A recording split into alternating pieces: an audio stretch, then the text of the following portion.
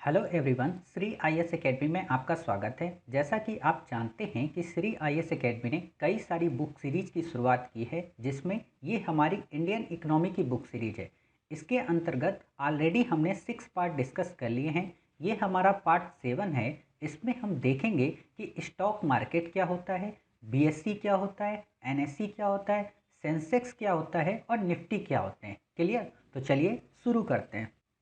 जैसा कि आप ये देख रहे हैं, ये हमारा टॉपिक है स्टॉक मार्केट। आपने पिछले टॉपिक में ये देखा था कि किस प्रकार पूंजी मार्केट के जो प्रोविजंस होते हैं उनको हम सब स्टॉक मार्केट में कवर करते हैं। क्लियर? अर्थात जो पूंजी मार्केट के अंतर्गत जितनी भी क्रियाविधि संपन्न होती हैं उनके लिए स्टॉक मार्केट की आवश्यकता होती है। ठीक। अब ये जो स्टॉक मार्केट होता है बेसिकली ये दो टाइप का होता है। एक होता है प्राथमिक बाजार और दूसरा होता है द्वितीयक बाजार। क्लियर? अब आपके मन में आया होगा कि प्राथमिक बाजार का क्या मतलब है और द्वितीयक बाजार का क्या मतलब है। तो प्राथमिक बाजार बेसिकली वो बाजार होते हैं जिसमें आप बिना स्टॉक एक्सचेंज के माध्यम से बैंकों की सहायता से एक्सचेंज कर सकते हैं। क्या एक्सचेंज कर सकते हैं? अपने शेयर या पैसे आप जो लेते हो किसी व्यक्ति से, उनको आप जो एक्सचेंज करते हो वो प्राथमिक बाजार के अंतर्गत की क्रियाविधि होती हैं। ठीक। लेकिन द्वितीयक बाजार में क्या होता है कि आपको स्टॉक एक्सचेंज की ज़रूरत पड़ती है। अब आपके मन में आया होगा इसे प्राथमिक बाजार नाम क्यों दिया गया और द्वितीयक बाजार क्यों नाम दिया गया। तो होता क्या है कि जैसे कोई भी कंपनी जब हमने इस्टेब्लिश की तो पहली बार जो नए शेयर जारी किए जाते हैं वो प्राथमिक बाजार का पार्ट होते हैं और उन्हीं शेयरों की जो खरीद फरोख्त होती है बार बार वो द्वितीयक बाजार का भाग होते हैं। क्लियर?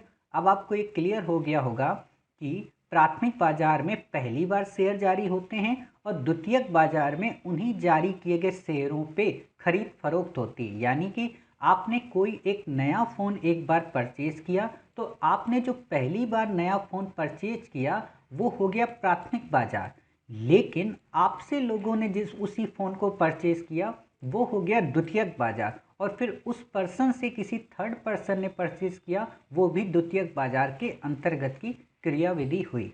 क्लियर? तो आपने बेसिक चीज़ें समझ ली कि प्राथमिक बाजार और द्वितीयक बाजार क्या होते हैं।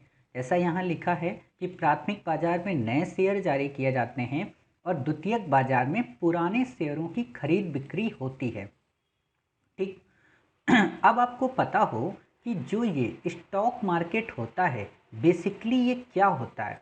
तो ये एक प्रकार का संगठित बाजार होता है जहां पर केंद्र सरकार, राज्य सरकार, सार्वजनिक संस्थाएं, कंपनियां और व्यक्ति पूर्व निगमित प्रतिभूतियों का व्यापार करते हैं। पूर्व निगमित का क्या मतलब? जो पहले से जारी कर दी गई हों। पहले से जारी का मतलब जो प्राथमिक बाजार के अंतर्गत जारी की गई हों। कंफ्यूज मत होना, काफ़ी अच्छे ढंग से समझा रहा हूँ कि जो पहली बार जो जारी की गई वो प्राथमिक बाजार, और इन्हीं प्राथमिक बाजार की जो प्रतिभूतियाँ हैं इनकी जो खरीद फरोख्त बार बार होती है वो द्वितीयक बाजार का हिस्सा होती है। ठीक। और इसमें ये सभी लोग पार्टिसिपेट करते हैं। क्लियर? आपसे परिभाषा नहीं पूछेगी, लेकिन आपको समझ के लिए ज़रूरी है कि आपसे कोई भी व्यक्ति अगर पूछते कि स्टॉक मार्केट क्या होता है तो आप आसान शब्दों में उसे समझा सकते हो।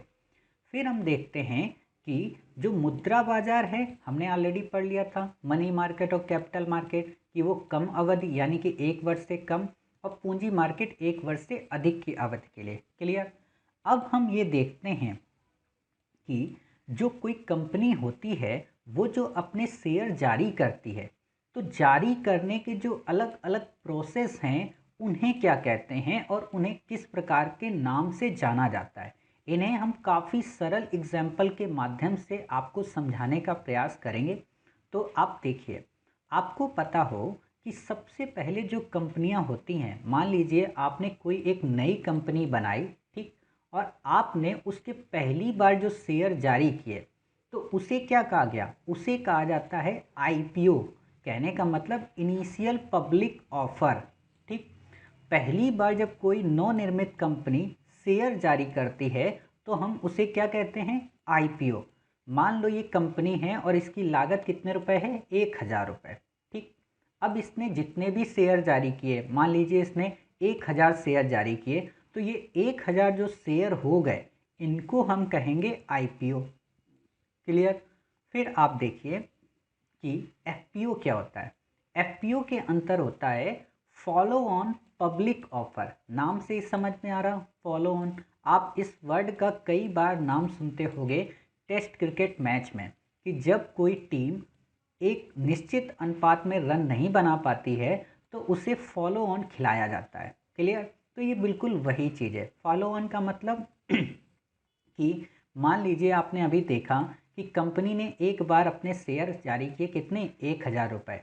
अब जब उसने 1000 रुपये शेयर जारी कर दिए तो हुआ क्या, सभी लोगों ने उसे परचेज कर लिया, लेकिन अभी भी कई सारे लोग रह गए उन शेयर को परचेज करने से। तो कंपनी ने क्या किया कि और एक्स्ट्रा शेयर जारी कर दिए अलग से। ठीक। तो उससे ही हम कहते हैं फॉलो ऑन। या कई बार कंपनियां बोनस के रूप में या छूट के रूप में शेयर जारी कर देती हैं, तो ही हम इन्हें कहते हैं फॉलो ऑन शेयर। ठीक। आप कंफ्यूज मत होइए कि जब कोई कंपनी दूसरी या तीसरी बार नए शेयर जारी करे, इस वर्ड पे ध्यान देना, नए शेयर मतलब उन्हीं शेयर की बात नहीं हो रही, फिर से नए शेयर जब जारी करे या तो उसी कीमत पर या फिर छूट पर, तो इसे हम एफपीओ कहते हैं। क्लियर। चलिए, अब हमारा आता है राइट इशू। कई बार इसमें यूपीएससी के बच्चे कंफ्यूज रहते हैं राइट इशू को लेके। तो वास्तव में राइट इशू होता क्या है। यदि कोई कंपनी अतिरिक्त शेयरों का निर्माण करती है, क्लियर, तो इसे राइट इशू कहते हैं। अभी आपने फॉलो ऑन पढ़ा ना, तो होता क्या है, फॉलो ऑन क्यों जारी किया जाता है, क्योंकि कुछ लोगों को शेयर मिल जाए। अब कुछ लोगों में आपके कई नज़दीकी भी हो सकते हैं, तो उनको मदद पहुंचाने के लिए जिन शेयरों को जारी किया जाता है, मान लीजिए आपने 500 शेयर एक्स्ट्रा जारी किए और आपको पता है उन 500 में 100 तो हमारे करीबियों को चाहिए, तो वो जो 100 हुए वही कहलाते हैं आपके राइट इशू। ठीक। यानी कि यदि वह अतिरिक्त शेयर अपने कर्मचारी या अन्य किसी व्यक्ति को जारी करती है जिसने कंपनी को सीधे परोक्ष रूप से मदद की है, तो उसे हम बोनस शेयर कहते हैं। ठीक। यानी कि राइट इशू क्या होता है, राइट इशू में नए शेयर जारी किए जाते हैं। फॉलो ऑन में क्या किया जाता है, सबके लिए जारी किया जाता है, लेकिन राइट में कुछ अपने करीबियों को। और अगर हम उन अपने करीबियों को डिस्काउंट में शेयर जारी कर दें तो वो क्या कहलाता है, बोनस शेयर। ठीक। और अगर इसी राइट इशू और बोनस शेयर को हम मिला दें तो इससे क्या बनता है, अतिरिक्त धन। अतिरिक्त धन ही तो लिया जाएगा।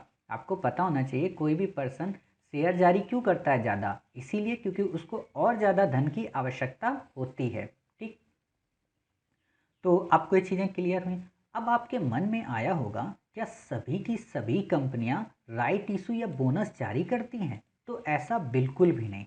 वही कंपनियां जारी करती हैं जो शेयर मार्केट में लिस्टेड होती हैं। अब शेयर मार्केट में लिस्टेड का क्या मतलब, जैसे कि आप हमारे चैनल को सब्सक्राइब किया है आपने, तो आप हमारे चैनल में लिस्टेड हो गए हो। अगर हम कोई वीडियो डालते हैं इसमें तो वो आपको मिल जाता है। अगर हम आपसे कहते हैं कि हम आपको इस स्कीम के अंतर्गत ये चीज़ गिफ्ट करेंगे, तो वो आपको डिस्काउंट होता है, एक तरीके का बोनस होता है। अगर यही चैनल आपको बिल्कुल अनऑथराइज्ड हो तो आप इसे लिस्ट नहीं करेंगे, आप अपने आप को इसमें सब्सक्राइब नहीं करेंगे।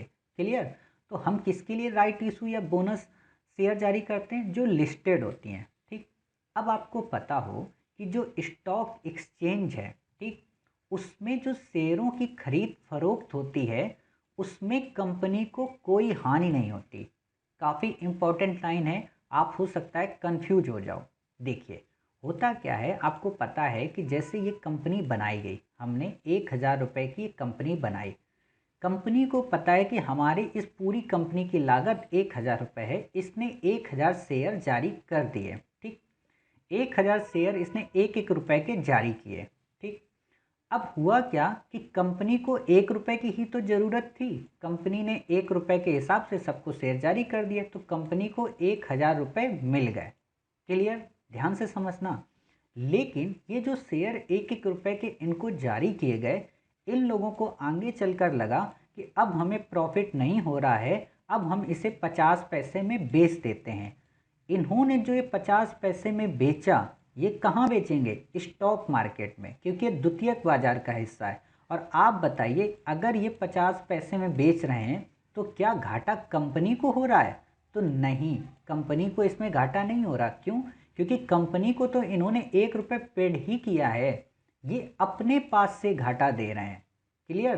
तो अब आप समझ गए होंगे कि जो द्वितीयक बाजार है उसमें कंपनी को कोई लॉस नहीं होता, लेकिन जो प्राथमिक बाजार है उसमें कंपनी को लॉस होता है। क्यों? अगर मान लीजिए कंपनी ने 1000 शेयर 1-1 रुपए के जारी किए हैं और लोगों ने उसे 50 पैसे में परचेज करने की बात की है, तो कंपनी को घाटा होगा ना। तो ये चीज़ें आपको याद रखनी है कि कैसे द्वितीयक बाजार में शेयरों की खरीद फरोख्त से या स्टॉक एक्सचेंज में शेयरों की खरीद फरोख्त से कंपनी पर कोई प्रभाव नहीं पड़ता। इसीलिए आप देखोगे कि कई बार रिलायंस के शेयर या तो ऊपर जाते हैं या नीचे जाते हैं, तो उस पर अंबानी को कोई इम्पैक्ट नहीं पड़ता। इसी तरीके से अडानी विल्मर के जब शेयर ऊपर नीचे जाते हैं तो उस पर उनको पर्सनली कोई प्रॉब्लम नहीं होती। ठीक है, इसके बारे में और काफ़ी डिस्कस हम आगे कई सारी शब्दावलियों के माध्यम से करेंगे। ठीक, फिर आप देखिए कि जबकि प्राथमिक बाजार में कंपनी को हानि होती है। क्लियर? आपको पता है नए शेयरों का जो बाजार होता है वो प्राथमिक बाजार होता है, और जो पुराने शेयरों का बाजार होता है वो द्वितीयक बाजार होता है। क्लियर? चलिए, इतनी बातें आप समझ गए। अब आता है मार्केट कैपिटलाइजेशन। मार्केट कैपिटलाइजेशन का मतलब ये होता है कि हमने कितने शेयर जारी किए और उन शेयरों से हमें जो लागत मिली वो कितनी है। मान लीजिए हमने 1000 रुपये के शेयर जारी करने हैं। ठीक, 1000 रुपये में हमने क्या किया कि 10-10 रुपये के शेयर जारी किए। 1000 शेयर हमने 10-10 रुपये के हिसाब से जारी किए। तो अब आप बताइए हमारे शेयर कितने हैं? 10। प्राइस उनका कितना है? हमारे शेयर कितने हैं? 1000। उनका प्राइस कितना है पर शेयर? 10 रुपये। तो आपको मार्केट कैपिटलाइजेशन कितना हो जाएगा बताइए? आपका मार्केट कैपिटलाइजेशन हो जाएगा 10,000 रुपये। समझ गए? अर्थात आपने एक शेयर के माध्यम से मार्केट से कितना रुपए एक्वायर किए, उसे ही कहा जाता है मार्केट कैपिटलाइजेशन। आपसे सिंपल रूप से क्वेश्चन पूछा जा सकता है कि मार्केट कैपिटलाइजेशन क्या होता है, तो शेयर इनटू शेयर का प्राइस। अर्थात अगर शेयर 10 हैं और उनका प्राइस 1000 रुपये है तो भी 10,000 होगा, या 1000 शेयर हैं और उनका प्राइस 10 रुपये है पर शेयर के हिसाब से, तो भी उसके जो अमाउंट होगा मार्केट कैपिटलाइजेशन वो 10,000 होगा।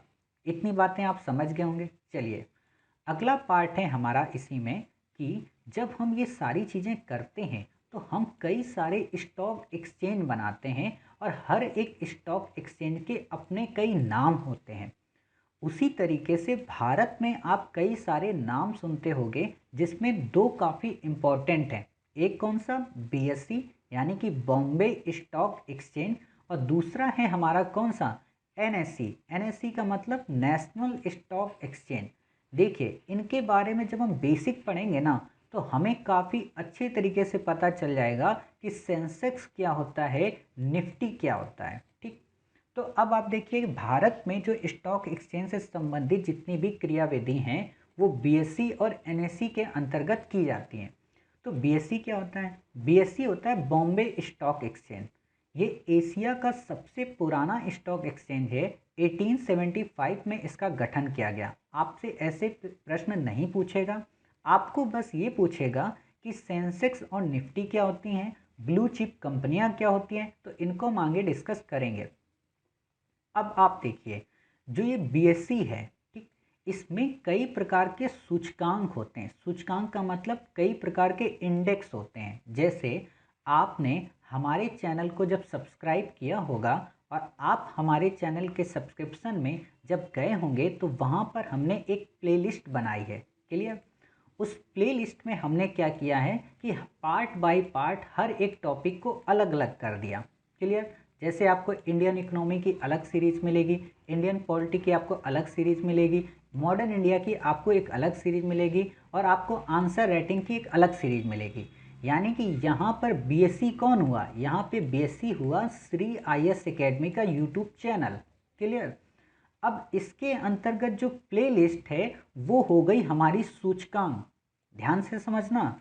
अब उन सूचकांकों में जितने जितने वीडियो पड़े हैं, कहने का मतलब अगर इंडियन पॉलिटी में हमारे 11 वीडियो हैं, मॉडर्न इंडिया में हमारे 5 वीडियो हैं और इंडियन इकोनॉमी में हमारे 6 वीडियो हैं, आंसर राइटिंग में हमारे 24 वीडियो हैं, तो हम इसी बेस के आधार पर फिर इनका नाम कर देते हैं। यानी कि इनमें ये जो वीडियो है ना, इन्हें आप कंपनियां मान लो कि एक प्लेलिस्ट के अंतर्गत इस कैटेगरी में इतनी कंपनियां रजिस्टर्ड हैं।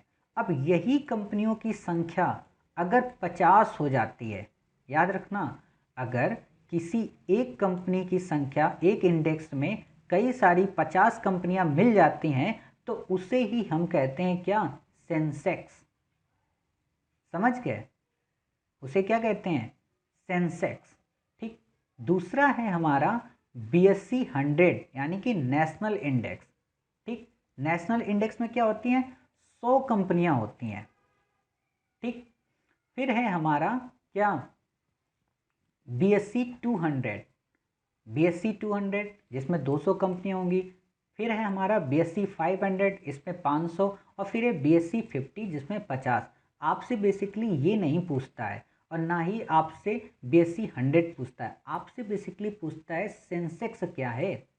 तो आपको पता है सेंसेक्स के अंतर्गत या तो 50 कंपनियां होंगी और या तो वो 30 कंपनियां जो ब्लू चिप हैं। ब्लू चिप, अब एक आपको नया वर्ड मिल गया कि ब्लू चिप कंपनियां कौन सी कंपनियां होती हैं। बेसिकली ब्लू चिप कंपनियां वो कंपनियां होती हैं जिनकी मार्केट पे काफ़ी ज़्यादा ट्रस्ट है लोगों को, या जिनकी काफ़ी हाई शेयर हैं। जैसे कि आप इस समय फेसबुक के शेयर परचेज करोगे तो ब्लू चिप कंपनी है, आप रिलायंस के शेयर परचेज करोगे तो ये ब्लू चिप कंपनी हुई, आप अडानी के शेयर परचेज करोगे तो ब्लू चिप कंपनी हुई। क्लियर। बाकी आप छोटे मोटे शेयर परचेज करोगे तो उनको ब्लू चिप कंपनियां नहीं कहेंगे। समझ गए। तो अगर सेंसेक्स में 30 कंपनियों की बात की जाए तो हम उसे कहते हैं कि वो ब्लू चिप कंपनियां हैं, और इन्हीं 30 कंपनियों के मेल को हम कहते हैं कि ये सेंसेक्स है। समझ गए। अब अगर आपको न्यूज़पेपर पे ऐसे कोई न्यूज़ मिलती है कि सेंसेक्स ऊपर गया या सेंसेक्स लुढ़क गया या सेंसेक्स गिर गया, तो आप समझिए कि उन 30 ब्लू चिप कंपनियों के जो शेयर हैं उनके भाव गिर गए या उनके भाव चढ़ गए। समझ गए। अब भाव का गिरना, भाव का चढ़ना, इनको क्या कहते हैं हम अपने नेक्स्ट पार्ट में देखेंगे जिसमें हम शब्दावलियों का अध्ययन करेंगे। क्लियर। अब आप समझ गए सेंसेक्स क्या होता है। सेंसेक्स 30 ब्लू चिप कंपनियों का एक मिक्सअप होता है जिसमें 30 ब्लू चिप कंपनियां रजिस्टर्ड होती हैं। ठीक। उसी तरीके से एनएससी, एनएससी क्या होता है, नेशनल स्टॉक एक्सचेंज। इसे 1992 में बनाया गया। इसमें जो सेंसेक्स मिलता है, जैसे बीएससी में जो सेंसेक्स मिलता है उसे हम क्या कहते हैं, सेंसेक्स कहते हैं। उसमें कितनी कंपनियां, 30। उसी प्रकार एनएससी में जो सेंसेक्स मिलता है या एनएससी का जो सूचकांक होता है उसे हम निफ्टी कहते हैं। और निफ्टी में क्या होती हैं, निफ्टी में 50 कंपनियां होती हैं। 50 मतलब 50। क्लियर।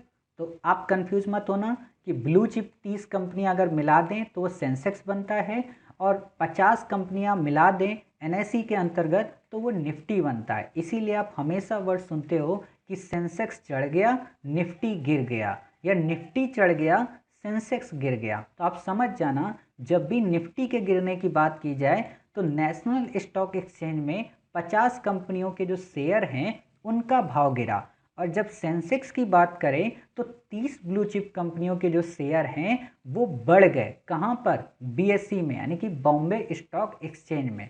क्लियर। इससे ज़्यादा आपको इसमें नहीं याद रखना, बाकी कुछ फैक्ट हैं वो आप देख लीजिए।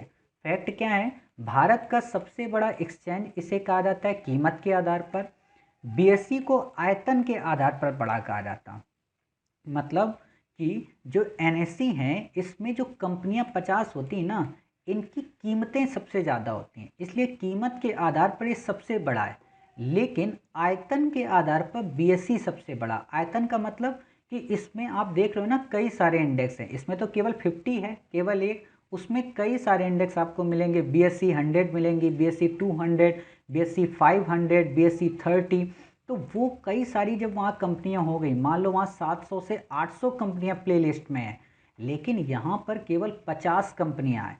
लेकिन इन 50 की वैल्यू काफ़ी ज़्यादा है, बट यहाँ पे इन 50 कंपनियों की संख्या ज़्यादा है, अर्थात इनका आयतन ज़्यादा है। ठीक, और इसे वर्तमान में क्या कहते हैं, S&P CNX निफ्टी भी कहा जाता है। कहने का मतलब कि अगर आपको 50 कंपनियां मिलें निफ्टी के अंतर्गत, तो आप इसे S&P CNX निफ्टी के नाम से भी समझ सकते हो, अर्थात Standard and Poor CRISIL National Exchange Nifty. हालांकि आपको ये याद रखने की ज़रूरत नहीं है। ठीक, बस आपको इतना याद रखना है कि निफ्टी में 50, सेंसेक्स में 30 कौन सी ब्लू चिप कंपनियाँ। चलिए, अब जब आप स्टॉक एक्सचेंज की बात करते हो तो मन में ये भी प्रश्न आता होगा कि स्टॉक एक्सचेंज को कोई बॉडी तो होगी जो उसमें बुरे प्रभाव को या गलत उसमें शेयर की बिक्री को टैकल करती हो। तो हाँ, जैसे बैंकों के लिए हमने RBI पढ़ा, उसी प्रकार शेयर मार्केट या स्टॉक एक्सचेंज के लिए सेबी का गठन किया गया। सेबी क्या करती है, ये 1988 में इसका गठन हुआ, एक स्टेचुरी बॉडी है। इसका हेडक्वार्टर बम्बई में है, और आपको पता है कि बम्बई को भारत की वित्तीय राजधानी के नाम से भी जाना जाता है। इसका काम क्या होता है, इसका काम होता है शेयर मार्केट को रेगुलेट करना। मतलब जैसे कि बैंकों को रेगुलेट करती है RBI, वैसी शेयर मार्केट में कंपनियों को रेगुलेट कौन करता है, सेबी। ठीक, तो सेबी के बारे में हम यहाँ इतना ही जानेंगे। बाकी मेरा एक सुझाव है आप लोगों से, अगर आपके पास समय हो, ज़रूरी नहीं है, लेकिन अगर आपके पास समय हो और आप मूवीज़ देखते हैं तो आप उसमें बाजार मूवी ज़रूर देखें जो अभी सैफ अली खान की आई हुई है। क्यों? क्योंकि अगर आप बाजार मूवी देखोगे तो आप शेयर मार्केट के संबंध में काफ़ी सारी चीज़ें समझ जाओगे, और आपको फील होगा कि हमने जो यहाँ पे पढ़ रहे हैं और जो ये इनसाइडर ट्रेडिंग वगैरह होती है, जो बुल और बियर होता है, उसमें काफ़ी अच्छे से दिखाया गया। साथ ही उसमें सेबी के रोल को भी काफ़ी अच्छे से दिखाया गया। तो आप जब वहाँ देख लेंगे तो आपको एक चैप्टर ऑटोमेटिक याद हो जाएगा और आपका बेहतरीन तरीके से रिवीजन हो जाएगा। क्लियर? तो इस तरीके से आज हमने स्टॉक मार्केट को कवर किया। अगले पार्ट में हम देखेंगे कि स्टॉक मार्केट से संबंधित जो शब्दावलियां हैं, चाहे बुल हो, चाहे बियर हो, या फिर स्टैग हो, या फिर बॉन्ड एंड डिबेंचर के मध्य क्या डिफरेंस है, इन सबको टैकल करने का प्रयास करेंगे। ठीक है, तो मिलते हैं अपने नेक्स्ट पार्ट में। तब तक अपना ख्याल रखिए और स्वस्थ रहिए।